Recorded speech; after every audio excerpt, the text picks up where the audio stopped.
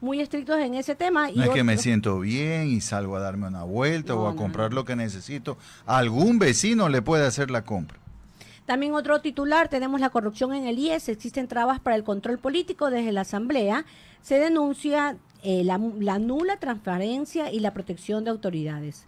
Otro titular del diario El Telégrafo, tenemos que 5 espacios de coworking para jóvenes se abrieron en Quito, Guayaquil, Cuenca, Manta y Vince, Gustavo. Muy interesante, sí, yo conozco amistades que han sido algunos exalumnos de Albi y yo. El otro día estaba aquí en el panel el economista Fidel Márquez, ex rector de Ecotec, y estos chicos están abriéndose campo de esa manera. Sí, se están abriendo campo de esa manera, pero ¿por qué? Porque como nos reseña la noticia, dice que personas jóvenes de 25 años o menos quedaron desempleados entre marzo y julio de este año. Dice la última encuesta nacional de empleo, desempleo y subempleo. Esa misma situación que viven los menores de 30 años en el mundo según las Naciones Unidas. O sea, esto no es solo en Ecuador, esto pasa a nivel mundial. Correcto, Albi. Vamos con la entrevista. Claro, le damos la más cordial bienvenida al economista Santiago León. Él fue ex ministro de Industrias y Productividad. Bienvenido, Santiago, qué gusto tenerlo aquí. Continúa, Gustavo. Bienvenido, economista. Con Santiago León nos conocemos hace algunos años.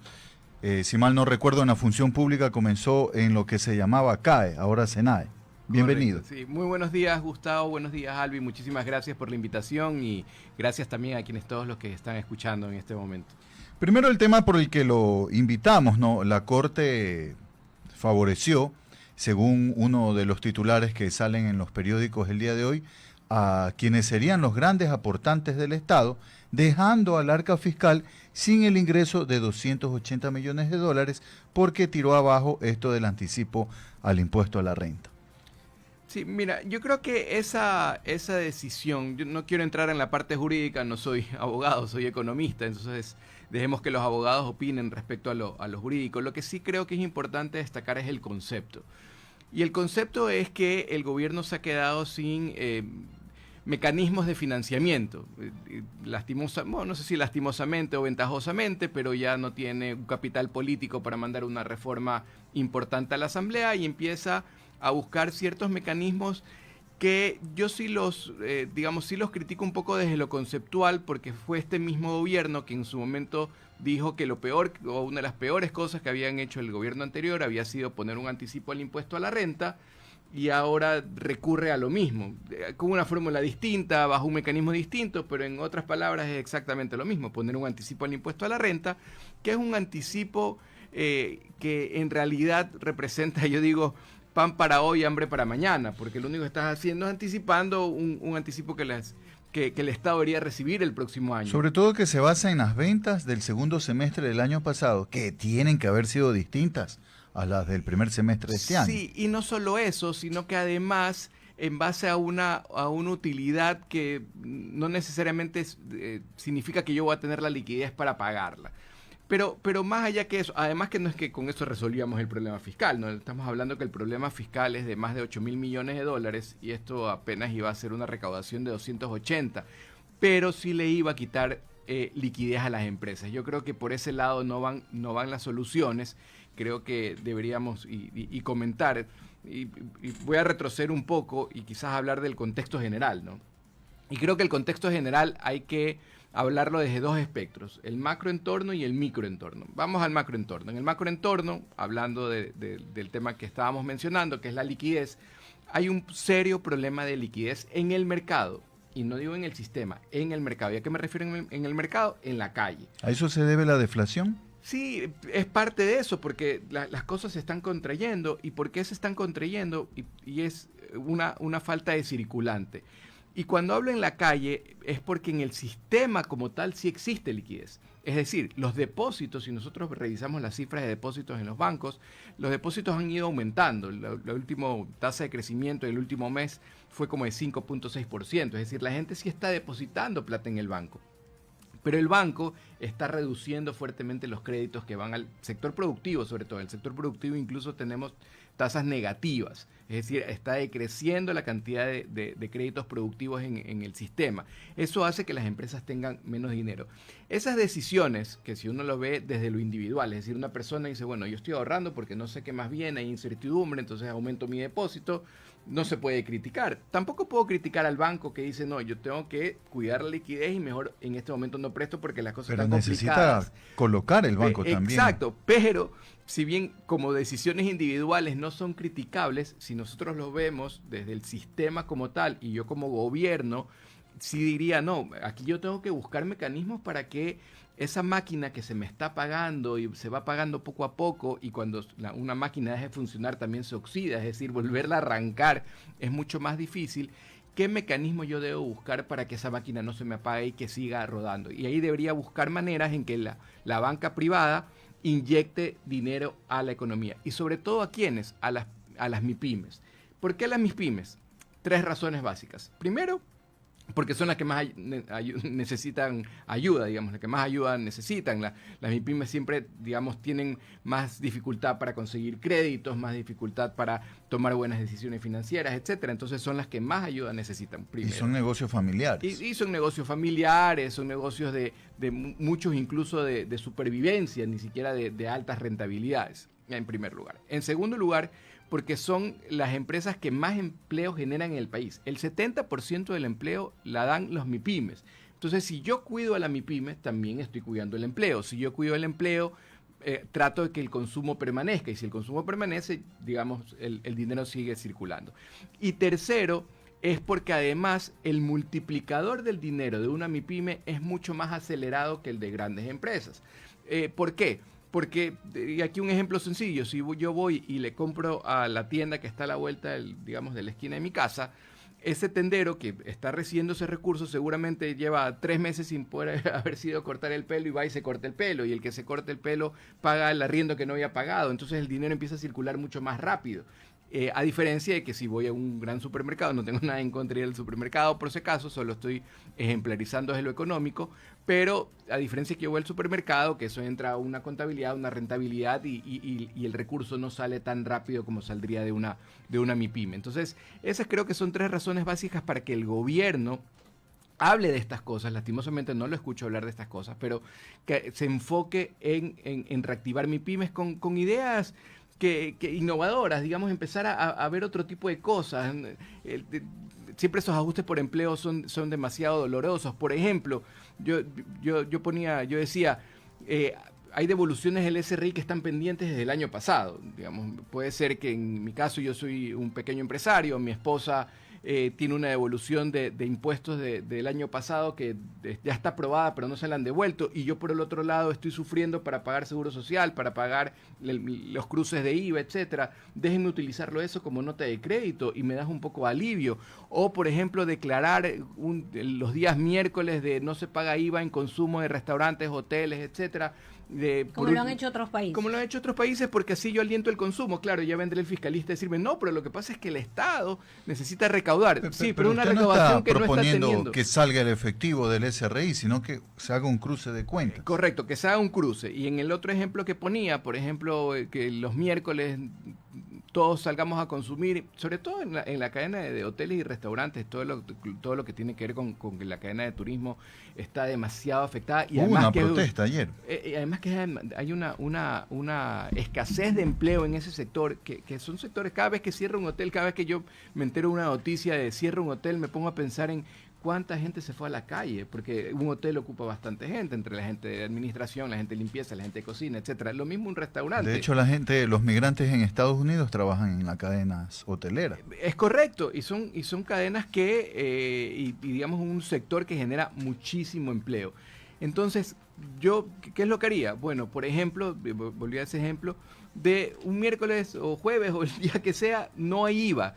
No, lo que pasa es que eso nos afecta en la recaudación. Recaudación que hoy tampoco tienen, porque la gente no está saliendo a consumir. Entonces yo tengo que buscar incentivos para que la gente, en vez de depositar en el banco, y tampoco quiero decir con esto que la gente no debe ahorrar, creo que debe ahorrar, pero de nuevo esa decisión individual me termina afectando al sistema como tal. Entonces, que yo en vez de ahorrar, hoy tenga la oportunidad de consumir quizás algo más barato, quizás ir a esa mueblería, que digamos, esa sala o ese comedor que tenía hace tiempo pensado comprar, no estoy apretado, no lo quiero hacer, pero si de repente me dicen, si lo vas a comprar hoy día no tienes IVA, voy, a lo mejor me animo y hago la transacción. Y el Estado que deja de recaudar, no es que deje de recaudar nada, porque esa transacción igual no se iba a hacer. Digamos, es fácil ver cómo está el consumo, cómo está cayendo el consumo en los hogares para darse cuenta que la gente no está saliendo a consumir. Sin embargo, economista, lo primero que vi yo, en mi trabajo me toca circular bastante, cuando ya hubo el semáforo amarillo en Guayaquil, el amarillo y luego el verde en Daule, el amarillo en San Borondón, en esta vía que une a Guayaquil, San Borondón y Daule, la Febres Cordero. Lo primero que vi abrirse son las ferreterías y los materiales de construcción. Bueno, eso es positivo, pero que abran no significa necesariamente que vendan, ¿no? No, pero sí veía que estaba gente comprando cemento. Sí, pero si nosotros vemos los sectores que, digamos, las ventas hasta el primer semestre han caído en 17%, la venta de todos los sectores. Y uno de los sectores más afectados fue la construcción. 35% disminuyó el sector de la construcción. Puede ser que hayan cosas que se hayan reactivado y en buena hora, pero si nosotros vemos las cifras en general, las cosas están bastante complicadas para Economista, esta es una crisis mundial, no solo de Ecuador, sino a nivel de todo el mundo. Es una crisis mundial, como lo estoy diciendo. Pero, ¿qué hacer? Durante el tiempo de pandemia, hubo varias empresas que sí pudieron, y yo creo que triplicaron sus ventas. Bueno, porque hay ciertos sectores, en la parte de alimentos y un medicina. Y un sentir de la ciudad. Sí, en medicina nos vendían mascarillas, estamos hablando de $5, era algo terrible. Pero un sentir de la ciudadanía es que dicen que es verdad que todos tenemos que apoyar, que los que menos tenemos debemos apoyar, las grandes empresas deben apoyar, y este gobierno ha beneficiado en algunos temas a los empresarios. ¿No cree que de pronto, es verdad que no es el mejor momento, pero nos toca a todos como apoyar, como para poder ver cómo encontramos un camino para poder salir de como me estoy ahogando? O sea, yo creo que debemos también un poco ser condescendientes, también de ceder un poco las posiciones, no es solo también tener una posición como muy tajante, un poco también de negociar. Yo creo que va ahí a la parte de la negociación. No es todo lo que yo quiero ni todo lo que tú quieres. Es lo que lleguemos a un término medio, a un punto medio para poder sacar mejores cosas. No, totalmente de acuerdo. Y ahí hay, digamos, se debería siempre primar los impuestos progresivos, es decir, que afecten a los que más tienen. Yo creo que hoy es un momento en que lo que menos importa es la riqueza o cuánto se llega a acumular, es cómo logramos que la gente sobreviva. Y cuando habla sobreviva, no solo de la pandemia y de la enfermedad, sino también sobreviva en lo económico, porque para un padre de familia que no tiene para llegar todos los días con alimento a su familia, esa gente se está muriendo, y estoy siendo textual. Entonces, eso hay que rescatarlo. Y ahí yo creo que habrían algunas alternativas que no se han planteado, o no sé si se han planteado, pero digamos no ha sido una gran discusión. Pero por no ejemplo, se conoce, como dice usted, o sea, no sale alguien a hablar, estamos trabajando en esto. Es que yo creo que eso nos hace falta, personas que hagan, yo creo que no debemos llorar sobre mojado. Debemos ser propositivos, presentar propuestas alternativas, como lo estaba diciendo, que nos permitan llegar a un punto medio. Sí, no, por supuesto. Yo lo decía, por ejemplo, un impuesto que otros países lo tienen y acá en el Ecuador todavía no se ha discutido, o me parece que en un momento se discutió, pero causó mucho revuelo, y es un impuesto al patrimonio, por ejemplo. Un impuesto al patrimonio, claro, me va a decir, lo que pasa es que si tengo un patrimonio alto no significa necesariamente que tenga liquidez.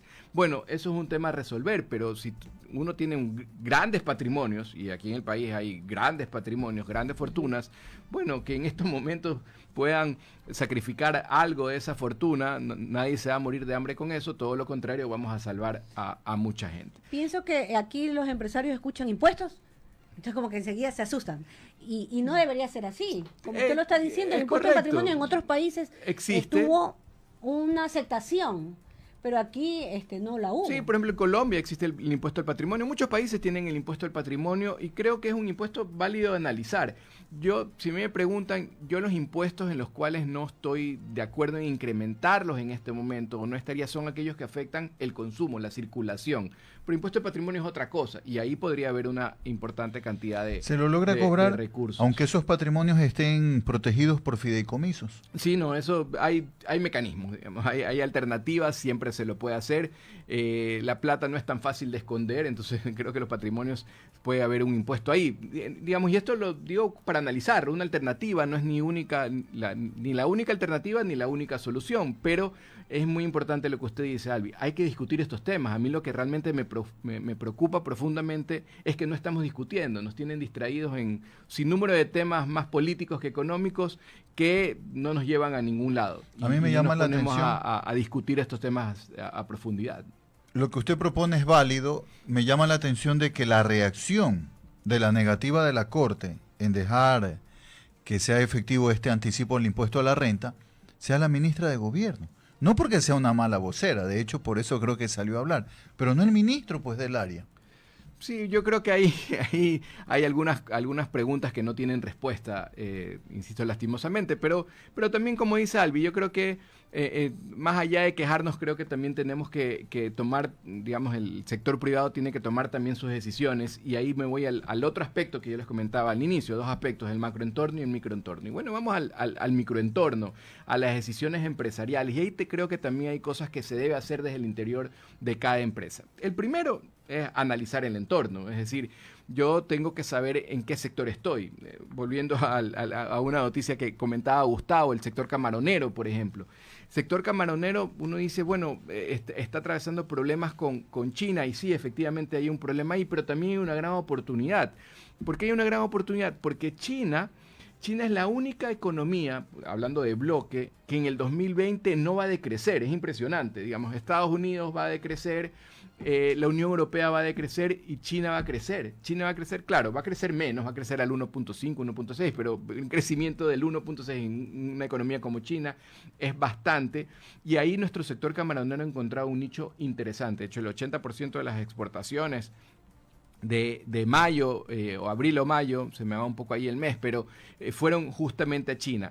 Entonces, esa decisión de haber parado nuestros contenedores creo que también tiene una razón un poco más allá de la salud, ¿no? Sí, tiene un tema ahí, pero gracias a Dios, digamos, se va resolviendo y ahí hay una oportunidad para que nuestros camarones sigan exportando. ¿Y por qué hacía este ejemplo? Porque cuando uno hace el análisis de entorno tiene que justamente ver eso, en qué sector está, ese sector cómo se está moviendo. Albi decía, no, el sector, por ejemplo, de la medicina ganó mucho. Entonces, está bien, yo sé que en ese sector no estoy tan complicado y hago ese análisis para tomar mis decisiones. Eso es fundamental, lo primero. Lo segundo es debemos empezar en el Ecuador a transformar los negocios en empresas. Yo he tenido la oportunidad, por mis diferentes funciones, he tenido la oportunidad de visitar cientos de empresas. Yo no he visitado menos de 400 empresas. Y eso me ha dado la oportunidad para entender cuáles son aquellas empresas que les va mejor, que tienen... Un poco ver la realidad. Sí, ver la realidad, cuáles son el tipo de decisiones. Y en definitiva, las empresas que les va mejor son las que se han transformado o tienen una cultura empresarial con dos cosas básicas. Primero, digamos, la planificación, el hacer planes de negocio. Si voy a abrir un local adicional, ¿qué me está sustentando? ¿Qué plan de negocio hay detrás? Si voy a comprar una maquinaria, ¿qué plan de negocio hay detrás? Y segundo, un manejo financiero impecable. Y cuando le manejo financiero impecable es que yo tengo que buscar alternativas para cuidar, por ejemplo, en estos momentos la liquidez de mi negocio. Sistemas como por ejemplo presupuestos base cero, metodologías para gastar menos recursos como ágiles, es decir, hay un sinnúmero de cosas que las empresas necesitan empezar a hacer y es importante que además que busquen ayuda, porque el dueño de la empresa normalmente cuando uno empieza el negocio, yo hago de contador, hago de producción, hago de ventas, hago de todo, y está bien, así empiezan los negocios, pero a medida que yo voy creciendo, tengo que estar consciente que no lo puedo hacer todo. Profesionalizarse un poco. Y tengo que profesionalizarme, tengo que instaurar una estructura que acompañe mi planificación, tengo que contratar gente si me hace falta, gente especializada, si yo no soy tan bueno en números, bueno, tengo que traer a alguien bueno en números, si yo no soy tan bueno en ventas, tengo que traer a alguien en ventas, y esa planificación, esa estructura de empresarial como tal, hace falta falta mucho, como usted decía, Albi, muchos los negocios familiares, ¿no? Aquí en el Ecuador son muchos negocios familiares y está bien, pero hay que darle una estructura. Y tercero y último punto es, creo que no hay mejor momento que este que para planificar y reorganizarse.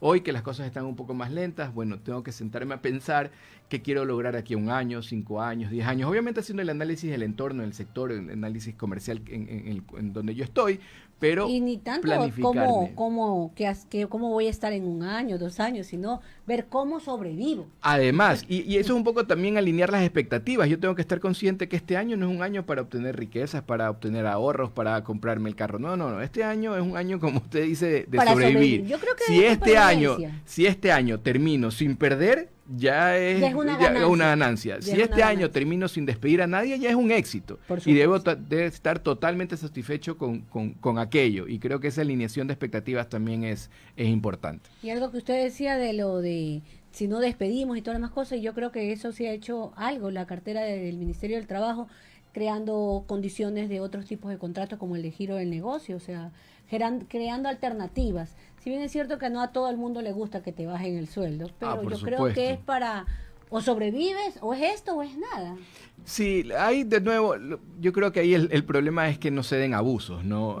Hay empresas en las cuales efectivamente tengo 2 alternativas, o despido a la mitad de la gente o le bajo al 25% a todos y así sobrevivo y las cuentas están claras.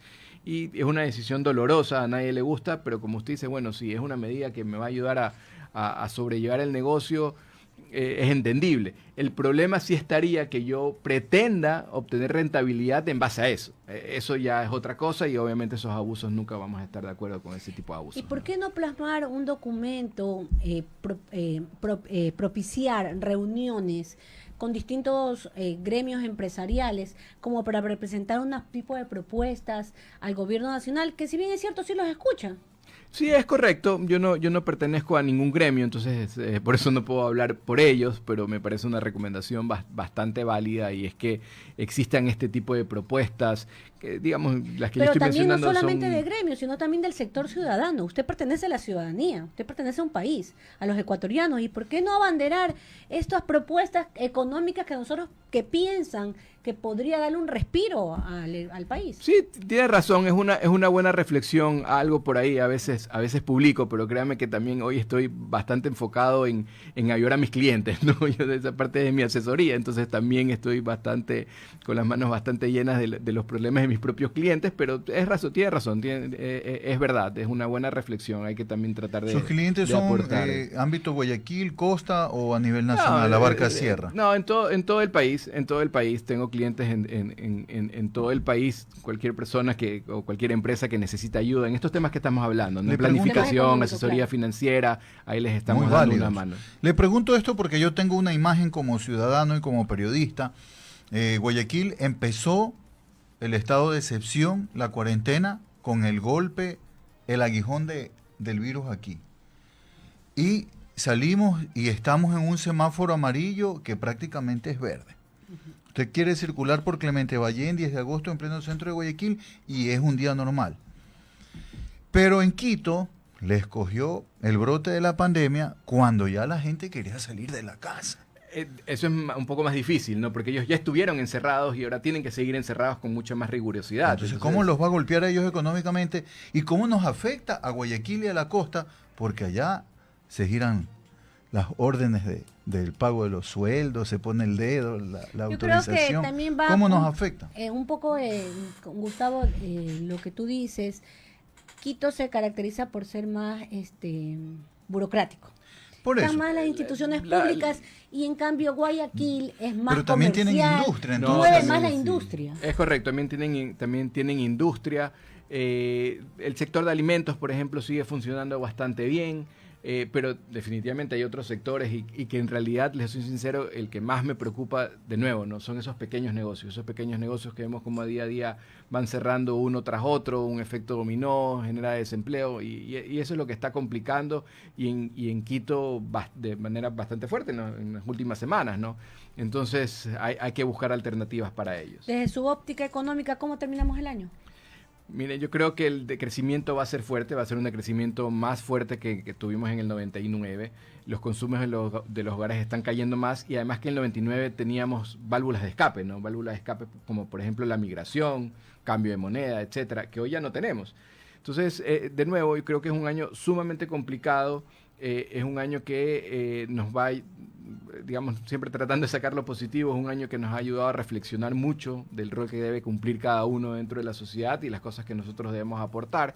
Y en ese sentido, creo que va a ser un año difícil, pero que debemos sentar las bases para un 2021-2022 de recuperación.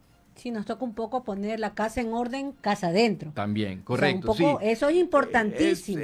Y esa es un poco también mi reflexión. Cuando yo mencionaba el microentorno, a ver, si bien es cierto, el gobierno puede ser que no esté tomando las mejores decisiones, hay muchas cosas que no nos gustan, nos molestan, etcétera, pero creo que también es tiempo de decir, bueno, dejemos que el gobierno haga o deshaga lo que tenga que hacer y preocupémonos también casa adentro, preocupémonos en mi negocio, cómo lo transformo en empresa, cómo yo también logro buscar oportunidades dentro de, digamos, estas circunstancias. Y una oportunidad también como para enseñarle a nuestros hijos de también manejar un poco la economía de guerra. En mi casa yo les he enseñado, economía de guerra, arroz con huevo, sin problema. Hay que adaptarse a la situación, lo que nos toca vivir. Si toca, toca. Y eso es importante enseñar a nuestros hijos de que de toda crisis siempre hay una oportunidad. De fortalecernos como familia, fortalecernos para ser emprendedores. O sea, siempre tiene que buscarse alternativos, mecanismos que nos permitan dar un respiro. Sí, así es, totalmente de acuerdo. Yo aprovechando lo del arroz con huevo, qué rico un desayuno de arroz con huevo con café negro pasado. Y maduro frito. Y maduro frito. Agradecerle y sacarnos el sombrero hacia la gente del campo, porque ellos han seguido trabajando, produciendo, ha bajado los precios de la gramínea, del arroz, pero siguen produciendo y cuando uno circula por estos cantones rurales del Guayas, o de los Ríos, o del Oro, puede comprar a buenos precios. Es correcto, y por ejemplo, ese es un sector que necesita mucho financiamiento y no está llegando. Entonces, esas son las cosas que tenemos que analizar también, porque hoy más que nunca nos dimos cuenta de la importancia que tiene el campo. Digamos, si el campo hubiera dejado de producir, digamos, las consecuencias de esta pandemia hubieran sido fatales, peores aún, ¿no? Entonces, ¿qué apoyo le estamos dando a ese sector? Vale la pena reflexionar. Queremos agradecer la presencia del economista Santiago León. Gustavo, qué gusto haber conversado este tema con usted. Y qué didáctico, ¿no?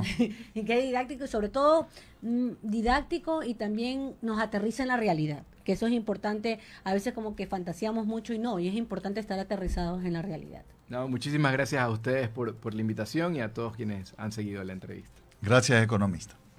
Nos vamos en ese momento, si me dice mi productora, a un corte, perfecto. Y continuamos con más información después del corte. Al regresar la